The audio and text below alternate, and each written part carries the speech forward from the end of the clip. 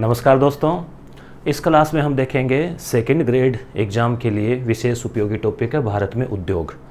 तो इसको प्रयास किया है अपडेट करने का, नवीनतम डाटा 2022 और 23 के साथ हम इसको देखेंगे और हमारा प्रयास रहेगा जिस प्रकार से हमने व्यापार वाला टॉपिक, कृषि वाला टॉपिक किया, उसी प्रकार से ये भी आपके उपयोगी साबित होगा। थोड़ा सा पहले आपको सूचना दे देते हैं। इसमें यस गुरु एप्लीकेशन है, उस पर आपको सेकंड ग्रेड के लिए, जो कि अभी 30 जुलाई को एग्ज़ाम है, उसके लिए टेस्ट सीरीज़ भी है। राजस्थान जीके, इंडिया और वर्ल्ड, राजस्थान करंट अफेयर और साइकोलॉजी। इस पे आप जैसे टच करेंगे तो इसके अंदर आपको 4 फोल्डर बने हुए दिखाई देंगे। राजस्थान जीके वाला जो पार्ट है, इतिहास, भूगोल, कला, संस्कृति के 15 मॉक टेस्ट हैं। भारत और विश्व के 11+2 फुल 13 मॉक टेस्ट है। शिक्षा मनोविज्ञान के 8+3 11 और करंट अफेयर के 10 और एक combined 11 mock test plus current affair की पीडीएफ भी आपको इसी फोल्डर में मिलेगी। ये टोटल मिलाकर 99 का है। तो आप यहाँ पे इसको जो है विजिट कर सकते हैं। साथ ही साथ 5 फ्री मॉक टेस्ट 100 क्वेश्चन के, वो आपको यहाँ पे मॉक टेस्ट वाले बटन पे जैसे आप नीचे टच करेंगे तो 3 टेस्ट अपलोड है, 2 अभी और होंगे 20 तारीख तक। तो 5 फ्री मॉक टेस्ट भी आपको मिलेंगे। वहाँ पे आप ओवरऑल अपनी रैंक देख पाएंगे। टेलीग्राम के ऊपर हम भेजते हैं रैंक। इसकी वीडियो की जो पीडीएफ है वो भी आपको टेलीग्राम पर मिलेगी। तो लिंक डिस्क्रिप्शन में है या फिर आप मेरे नाम से सर्च कर लेंगे। चलिए अब शुरू करते हैं। तो कारोबार सुगमता जो रिपोर्ट है, ईज ऑफ डूइंग बिजनेस, ठीक है, यानी कि कितना आसान है भारत में आकर व्यापार करना। तो ये जो रिपोर्ट है, इसमें भारत का जो विश्व में स्थान है वो है 63वां। तो ये आपको याद रखना है, 6 का आधा 3, 63वां स्थान है, ठीक है। भारतीय हथकरघा प्रौद्योगिकी संस्थान कहाँ पर स्थित है? जोधपुर में। जीडीपी में उद्योग क्षेत्र का हिस्सा कितना है, यानी भारत का कुल सकल घरेलू जो उत्पाद है उसमें हमने देखा था कृषि का 18% आपको याद होगा। मोटे तौर पे देखें तो 20 याद रख लेना। उद्योगों का हिस्सा 30, कई जगह 31 भी लिखा मिलेगा, तो 30-31 के बीच, ठीक है। तो 30 पॉइंटों में मैंने लिखा नहीं है क्योंकि इतना माइनर फ़र्क नहीं आएगा कि 30 पॉइंट फिर ऐसे वो दें। लगभग 4-5% का इसमें फ़र्क रहेगा। वो पेपर में अगर ऑब्जेक्टिव देते हैं तो, बाकी तो देखो कुछ क्या कह सकते हैं। सेवा क्षेत्र का है 51 से 52, तो मोटे तौर पे देखें तो 100। तो आप याद रखें, कृषि का 18, उद्योगों का 30 और जो बच गया वो सेवा का 52। औद्योगिक वृद्धि दर जो है उसकी हम बात करें 2023 की, यह जो आर्थिक समीक्षा है भारत सरकार की, तो 400 पेज की पीडीएफ है। तो उसमें बड़ी मुश्किल से खोजते खोजते कुछ चीज़ें मिली, ठीक है। जैसे पहली 6 माही 2023 की जो है वो वृद्धि दर रही है 3.7%। तो ये, और 2022 में रही थी 10.3, और 2023 में ओवरऑल जो रही यानी 22-23 की जो रही वो 4.1%। अब आप कन्फ्यूजन होंगे कि कौन कौन से याद रखें। मोटे तौर पे जो है आप मेरे विचार से ये 3.7 ही याद रख लेना, ठीक है। वृद्धि दर का मतलब ये हो गया कि जैसे मान लो पिछले साल 100 इकाई में कोई चीज़ उत्पादित हुई, तो अब की बार 100 की जगह 103.7 हो गई। अब बात करते हैं औद्योगिक नीतियों की।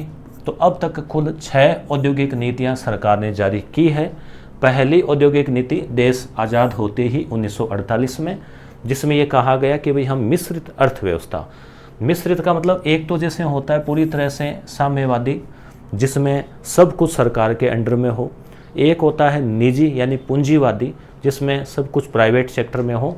तो भारत सरकार समाजवादी अर्थव्यवस्था को अपनाते हुए मिश्रित अर्थव्यवस्था को अपनाया, जिसमें निजी सेक्टर भी है और सरकारी यानी सार्वजनिक यानी पब्लिक यानी कि सरकारी। पहले उद्योग मंत्री भारत सरकार के श्यामा प्रसाद मुखर्जी जो है वो थे, याद रखना आप इसको। दूसरी नीति 1956 में। अब एक तो पहली याद रख लेना मोटे तौर पे, एक लास्ट वाली याद रख लेना, बाकी पे थोड़ी नज़र डाल लो। दूसरे में कहा गया कि सार्वजनिक क्षेत्र, निजी क्षेत्र, मिश्रित क्षेत्र, तीनों का अस्तित्व रहेगा। 1977 में तीसरी नीति आई, जिसमें कहा कि प्रत्येक जिले में लघु और ग्रामीण उद्योगों पर बल दिया जाएगा। जो मोटी मोटी बात निकल के आई ना वो लिखी है। 1980 में जो नीति थी उसमें था निर्यातोन्मुखी, कि निर्यात को बढ़ाओ, आयात को कम करो। 1990 में कहा तीव्र विकास। 1991 में बड़ी घटना घटी। आप जानते हैं कि जो सोवियत संघ रूस है उसका विघटन हो गया, तो साम्यवादी जो अवधारणा पूरी तरह से फ्लॉप घोषित हो गई, पूंजीवादी अवधारणा बढ़ती जा रही थी। तो मुक्त अर्थव्यवस्था की बात आई तो एलपीजी, कहा कि उदारीकरण करो, चीज़ों को सरल बनाओ, निजीकरण को बढ़ावा दो और वैश्वीकरण यानी विश्व के व्यापार के लिए दरवाजे खोल दो। तो जो पहले नियंत्रित और संरक्षित अर्थव्यवस्था कर रहे थे उसको छोड़ के बहुत सारे सेक्टर्स को, 18 सेक्टर्स को उस समय खोल दिया गया था और कहा कि अब इनमें विदेशी निवेश भी आ सकता है, विदेशी कंपनियां आओ और यहाँ पे व्यापार करो इन क्षेत्रों में। पहले क्या है, डर लगता था कि नहीं इससे देश का नुकसान हो सकता है, फिर लगा कि नहीं इससे देश में प्रवाह बढ़ेगा, पैसे का रोजगार बढ़ेगा और नई तकनीक भी तो सीखने को मिलते हैं। विदेश की कोई कंपनी आके यहाँ फैक्ट्री लगाती है तो नई तकनीक भी सीखते हैं। तो अनावश्यक नियंत्रण हटा दिए गए। तो ये 1991 वाली जो नीति है वो अभी तक नवीनतम नीति यही चल रही है। एफडीआई की बात करें, फॉरेन से डायरेक्ट इन्वेस्टमेंट, तो सबसे ज़्यादा भारत में सिंगापुर से आया। सबसे ज़्यादा किसी राज्य की बात करें तो कर्नाटक में आया। सबसे ज़्यादा किस क्षेत्र में आया पूछें तो वित्त और बैंकिंग, फाइनेंस और बैंकिंग क्षेत्र में आया। एक ये प्रश्न भी बनता है, एमएसएमई क्या है? माइक्रो, स्मॉल और मीडियम इंटरप्राइजेज, यानी उद्योग, लघु, सूक्ष्म, लघु और मध्यम। माइक्रो मतलब सूक्ष्म। अब सूक्ष्म का सोचते हैं तो हम ये सोचते हैं कोई छोटा मोटा होगा, कोई 1000, 2000, 5, 10,000 का, 1 लाख, 2 लाख का, नहीं। सूक्ष्म उद्योग उसे मानती है सरकार जिसमें 1 करोड़ रुपए तक का निवेश है, वो सूक्ष्म है। लघु उसे मानती है जिसमें 1 करोड़ से लेकर 10 करोड़ तक का निवेश किया है। मतलब आपने 10 करोड़ रुपए लगाकर कोई धंधा शुरू किया है तो वह आपका लघु उद्योग में आएगा। और मध्यम में आएगा 10 से 50 करोड़। तो 1, 10, 50, 1, 10, 50 याद रख लेना, 1, 10, 50, ठीक है। तो इसमें क्या है, जैसे कि 50 करोड़ से ऊपर का कोई धंधा किया है, शुरू किया है, काम धंधा, कोई फैक्ट्री लगाई है, तो वो फिर आ जाता है वृहद उद्योग में। टर्नओवर की भी शर्त अगर देखें आप, इतना ध्यान में रख लेना, थोड़ा ये भी ध्यान रख लेना, ये 5 करोड़ तक का टर्नओवर का मतलब इतना माल लिया फिर इतना बेचा, सारे बच्चे थोड़ी। मान लो 1 करोड़ का सामान लाए, 1 करोड़ का ही बेचा तो सारा का पैसा बचा थोड़ी, कुछ मार्जिन बचा। तो टर्नओवर में लेन देन दोनों आ जाता है। तो 5 करोड़ तक का, 1 का 5 हो गया, इसमें 10 का 50 हो गया, और ये फिर 50 से 250 करोड़, ठीक है। तो ये आपको थोड़ा इधर वाले डाटा ध्यान में रख लेना। पंचवर्षीय योजनाओं का हालांकि अब तो कोई क्वेश्चन नहीं पूछा जाता, क्योंकि जब ये योजनाएं चलती थी तब ज़रूर एक प्रश्न पूछा जाता था। फिर भी आप थोड़ी सी नज़र डाल लो। पहली 51 से 56 जिसमें सिंदरी उर्वरक का जो कारखाना है, HMT जो हिंदुस्तान मशीन टूल्स है, आदि लगाए गए। दूसरी में जो है योजना में तीव्र औद्योगिक विकास पर बल दिया गया। पहली में कृषि पर बल था, दूसरे में उद्योगों पर बल था। PC महालनोबिस मॉडल आपको याद होगा। राउरकेला, ये 3 कारखाने लगाए गए। ये क्वेश्चन पूछा जाता है कई बार, ये एक ट्रेडिशनल परंपरागत क्वेश्चन है। अब वही बात है ना, अगर इकोनॉमिक एक अप्रोच से अगर वो पूछेगा तो उसमें फिर ये आएगा कि भी GDP में योगदान वगैरह, प्रतिशत वृद्धि वगैरह, वो चीज़ें आएगी। और सीधा जियोग्राफिकल अप्रोच से पूछें और यह हिस्टोरिकल, तो फिर ये पूछा जा सकता है। ये पूछा भी गया प्रश्न, कई बार कन्फ्यूजन हो जाता है।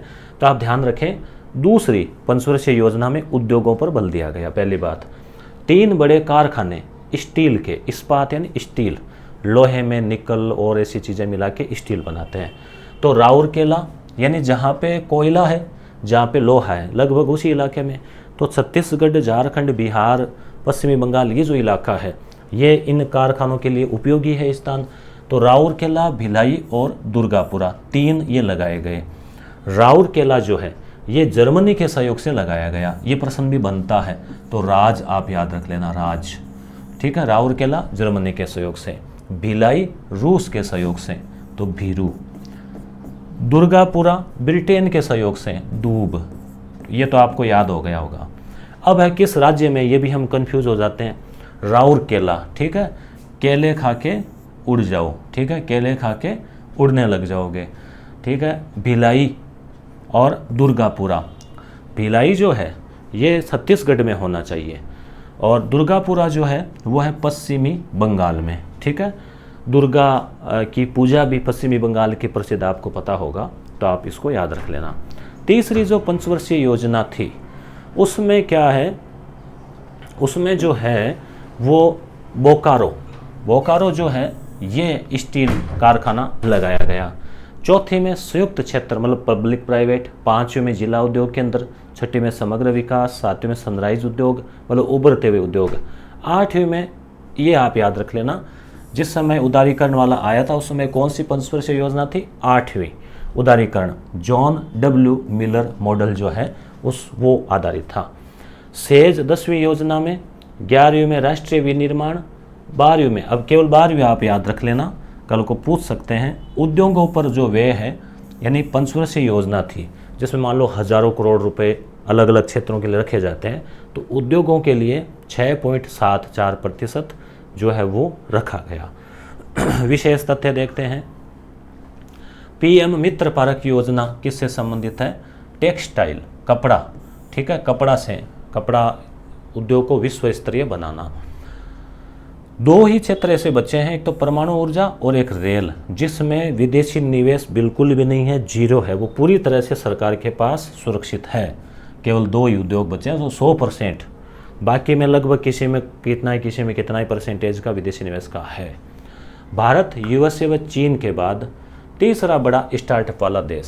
स्टार्टअप क्या होते हैं, नए नए जो बिजनेस शुरू करते हैं ना उसको स्टार्टअप बोलते हैं, एंटरप्रेन्योर जो शुरू करने वाले उद्यमी को बोलते हैं। सेज क्या है, स्पेशल इकोनॉमिक जोन, यानी एक एरिया विकसित किया जाता है पूरा का पूरा जिसमें इंडस्ट्रीज वगैरह होती है। तो ये अधिनियम 2005 में आ गया था। यूनिकॉर्न जो बड़ी कंपनियां हैं जिनका टर्नओवर अरबों में होता है, तो वो 2021 को यूनिकॉर्न वर्ष जो है वो माना गया। स्टार्टअप दिवस ये आप याद रखें, इंपॉर्टेंट है, 16 जनवरी, क्योंकि 16 जनवरी 2016, 16 ठीक है, 16 बोला, तो स्टार्टअप इंडिया योजना शुरू की गई थी, इसलिए 16 जनवरी स्टार्टअप दिवस। मेक इन इंडिया में क्या है कि भारत में आकर बनाओ, तो मेक इन इंडिया भी याद रखना, 2014 में 25 सितंबर 2014 को शुरू की गई थी। एक वो जो शेर है वो इसका प्रतीक चिन्ह है। खुदरा और थोक व्यापारी और स्ट्रीट वेंडर जो गली में जैसे कोई ठेला वगैरह और लगाते हैं, अगर कोई बड़ा काम चल रहा है इनका, तो इनको भी एमएसएमई शामिल कर लिया गया 2021 में। अगर मान लो 1 करोड़ तक का काम है तो कोई दिक्कत नहीं है उसमें। लीची के लिए बिहार का मुजफ्फरपुर शहर लीची नगर के रूप में जाना जाता है। अब हम कुछ और चीज़ें देख लेते हैं। जर्मन अर्थशास्त्री अल्फ्रेड वेबर द्वारा 1909 में theory of location of industry नामक पुस्तक न्यूनतम परिवहन लागत सिद्धांत दिया। न्यूनतम परिवहन लागत कि भाई जैसे मान लो गन्ना है, गन्ने को ट्रक में डाल के या गाड़ियों में डाल के दूसरी जगह ले जाएंगे तो बहुत लागत आएगी, रस भी सूख जाएगा उसका। ऐसे ही मान लो लोहा उद्योग है, तो जहाँ लोहा है, कोयला है, कोयले को ढो के दूसरी जगह ले जाएंगे, परिवहन का वेस्टेज होगा, तो उनको उसी इस इलाके में लगाओ उद्योगों को जहाँ पे वो नज़दीक मिल रहा है, ताकि वहाँ से उठाए वहीं कर लिया। तो ये न्यूनतम परिवहन लागत है। औद्योगिक प्रदेश किसे कहते हैं, जहाँ बड़ी संख्या में उद्योग स्थापित होते हैं।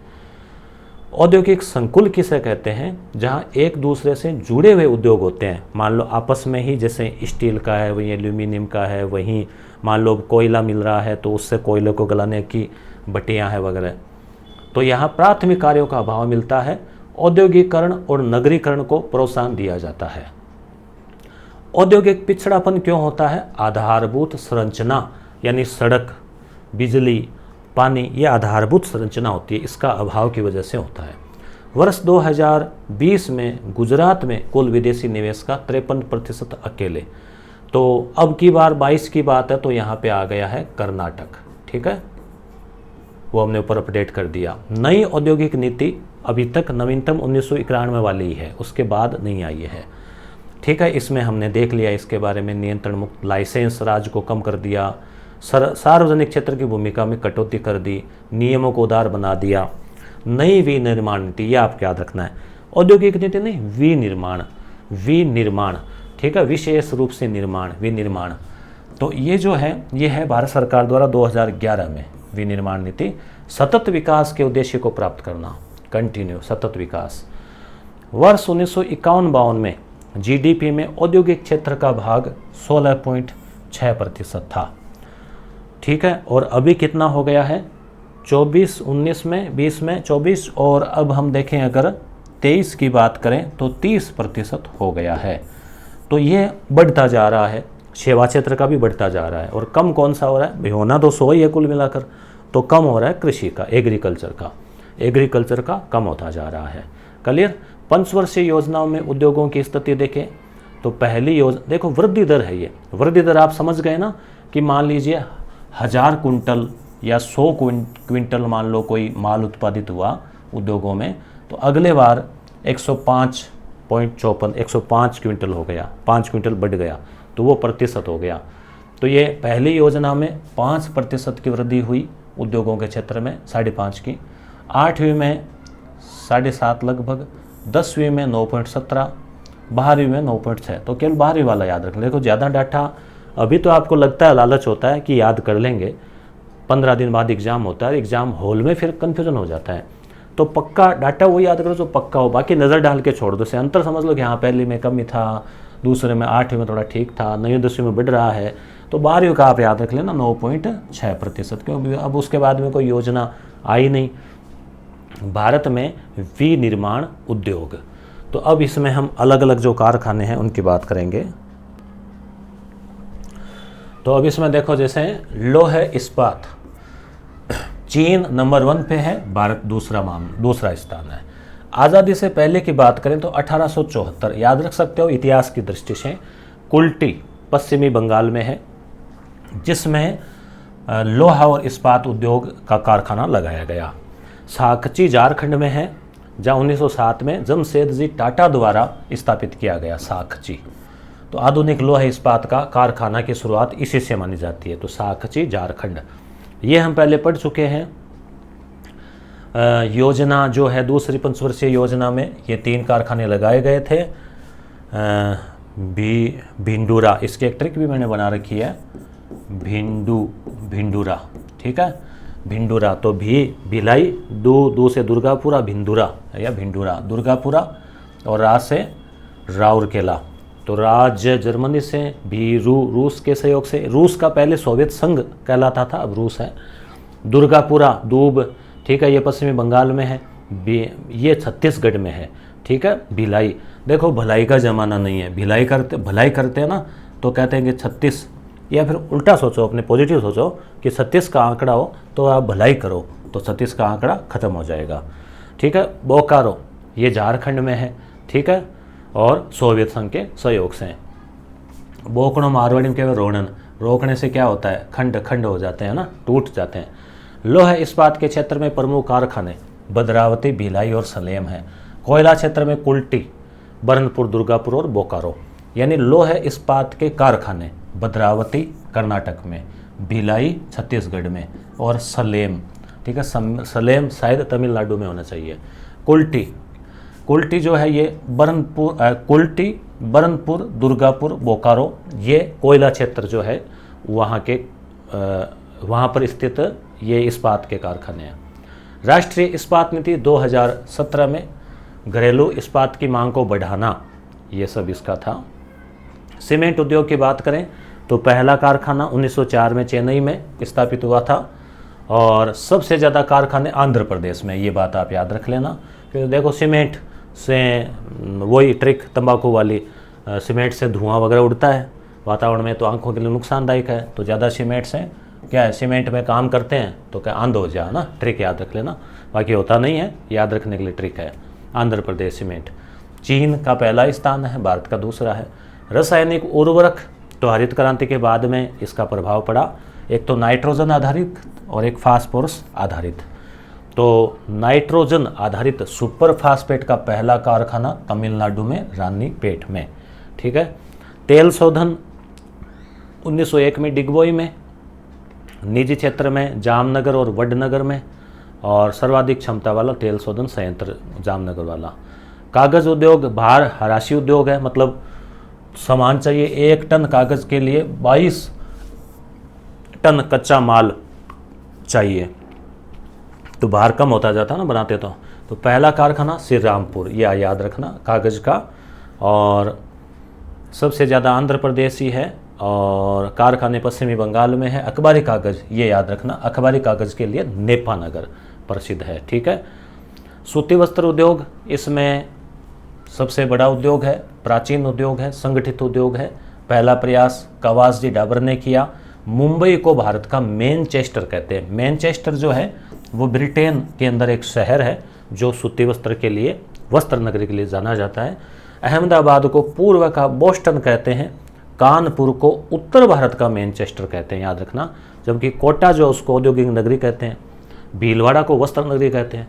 कोयम्बटूर में भारत के सर्वाधिक सूती वस्त्र उद्योग है, तमिलनाडु में कोयम्बटूर में। ये तीनों चीज़ें आप याद रख लेना। देखने में सरल लग रहा है परंतु हम कहीं गलती कर जाते हैं। मेगा निवेश टेक्सटाइल पार्क, तो ये टेक्सटाइल कपड़े के से संबंधित है। ये 7 मेगा निवेश का निर्माण किया जाएगा आगामी वर्षों में, मेगा टेक्सटाइल पार्क। कुल निर्यात में 20% योगदान कपड़े का, चलो छोड़ो इसको। जूट, जूट जो है ये जलोढ़ मृदा, वो क्षेत्र जो है ना पश्चिमी बंगाल वाला, और वो उसमें काफ़ी परिवार इसमें काम करते हैं और गोल्डन फाइबर इसको कहा जाता है। ये हमने एग्रीकल्चर में भी देख लिया था। रिसरा नामक स्थान पर पहला कारखाना स्थापित हुआ, इसको रट लेना। ये पहला है, पहले वाले जितने भी है ना वो चीज़ें। चीनी का सबसे बड़ा उपभोक्ता भारत है और ब्राज़ील जो सबसे बड़ा उत्पादक है और भारत 2 नंबर पे उत्पादक है। भारत में सबसे ज़्यादा महाराष्ट्र में चीनी होती है। उत्तर प्रदेश में तो होता है गन्ना ज़्यादा, और चीनी की जो मिलें हैं वो महाराष्ट्र में ज़्यादा हैं। कुटीर उद्योग 5 लाख रुपए से कम, ये है वो कुटीर। 5 लाख रुपए से कम तक का कुटीर उद्योग है। उसके बाद में फिर जो है एक और आ जाता है इसका लेवल, फिर 10 से कम श्रमिकों। देश के प्रमुख कुटीर उद्योग हथकरघा हो गया, ठीक है, जैसे मलमल, छींट, दरी, खादी के काम। ये कुछ स्थान भी है जैसे मेरठ वगैरह। रेशमी कपड़ा, ऊनी कपड़ा, चमड़ा कानपुर का, ऊनी वस्त्र लुधियाना का, गुड़ वगैरह मेरठ का, इस प्रकार से। रेशम में मलबरी, टसर, ईरी रेशम। एल्यूमिनियम का पहला कारखाना पश्चिमी बंगाल में जे.के. नगर में। हिंदुस्तान एल्यूमिनियम कॉरपोरेशन, ये थोड़ा सा क्या है, मुझे ऐसा लग रहा है कि अब ये हिस्ट्री वाले हैं, रिवीजन तो कर लो, पर क्वेश्चन यहाँ से आ भी सकता है, नहीं भी आए क्वेश्चन। जो अब आना तो क्वेश्चन एक है सेकेंड ग्रेड एग्जाम में, ठीक है, इस टॉपिक से, तो वो संभावना है कि वो पहले दूसरे पेज वाले से चीज़ें पूछ लें। फिर भी नज़र डाल ही लो आप, छोड़ना ठीक नहीं है। Aluminium company limited Balco, Bharat aluminium, और नाल्को नेशनल एल्यूमिनियम कंपनी। तो ये बाल्को नाल्को किससे संबंधित है? एल्यूमिनियम से संबंधित है। एल्यूमिनियम कंपनी है बाल्को, रूस के सहयोग से। हिंडाल्को अमेरिका के सहयोग से। वेदांता जर्मनी के सहयोग से। इंजीनियरिंग की बात करें तो HMT है, स्विट्जरलैंड की कंपनी, अब बंद हो गई। भेल Bharat heavy electrics limited. Railway की बात करें तो रेलवे उपकरण में पहली कंपनी झारखंड के सिंहभूम में पेनिनसुलर लोकोमोटिव कंपनी, ठीक है, टेल को नाम रखा गया। और मद्रास है ये, मद्रास के पास पेराम्बूर में सवारी गाड़ी के डब्बे। Railway coach factory Kapurthala. अब ये ट्रेडिशनल क्वेश्चन है, कई बार पूछ लेते हैं, परंपरागत क्वेश्चन की तरह से है ये। Railway coach factory Kapurthala. जलयान निर्माण में विशाखापट्टनम में स्थापित किया गया। भारत का पहला जलयान युद्धपोत INS विक्रांत निर्मित किया गया। स्टार्टअप, यहाँ से थोड़ा इंपॉर्टेंट है वापस। स्टार्टअप इंडिया 2016 हमने पढ़ लिया, याद रखना। स्टैंड अप इंडिया, ये भी जो है बैंक अनुसूचित जाति और जनजातीय महिला उद्यमियों को 10 से 1 लाख करोड़ तक का, 10 से लेके 1 लाख करोड़ तक का ऋण जो है वो उपलब्ध करवाती है। मेक इन इंडिया 25 सितंबर 2014, तो देखो 14-16, ठीक है। तो इस प्रकार के 2-3 चीज़ें शुभारंभ किया। और ये जो नवरत्न कंपनियां हैं, इसका मैंने शुरू में अपडेट कर दिया इनको, ये बढ़ गई है। महारत्न हो गई 13 और नवरत्न जो वो हो गई है कम 11 शायद, ऐसे कुछ है। देखो ऊपरी ऊपर है, वो बॉक्स में मैंने बना दी थी, उधर हम गए नहीं, ध्यान नहीं दिया। यहाँ पे है 2 नंबर पेज पे, ये रही देखो। जैसे महारत्न कंपनियां है 11, नवरत्न है 13 और मिनी रत्न है 73, ये भी याद रख लेना। महारत्न बड़ी कंपनियां जिनका टर्नओवर की शर्त है और फिर उनमें उनको निवेश वगैरह की भी छूट मिल जाती है, अपनी मर्जी से वो कई निर्णय ले सकती है, तो ये बड़ी होती है। ये थोड़ी सी छोटी नवरत्न और ये मिनी रत्न। ठीक है। तो ये 11 महारत्न 11 है, 11 नवरत्न 13 है, ठीक है, ये आप याद रख लेना। तो मेरे ख्याल से इम्पोर्टेंट बातें हमने देख ली हैं, और मुख्यतः आप 1 नंबर और 2 नंबर जो पेज है, जो मैंने हाथ से अभी नोट्स बनाए हैं और पहले वाले कंप्यूटर से पहले के बना रखे थे, तो ये टेलीग्राम पे मैं भेज दूंगा। तो एक बार रिवीजन इसका कर लेना, एक बार वीडियो से हो गया, इतने से काम चल जाएगा। कुछ आपको पहले से भी पढ़ रखा होगा। धन्यवाद।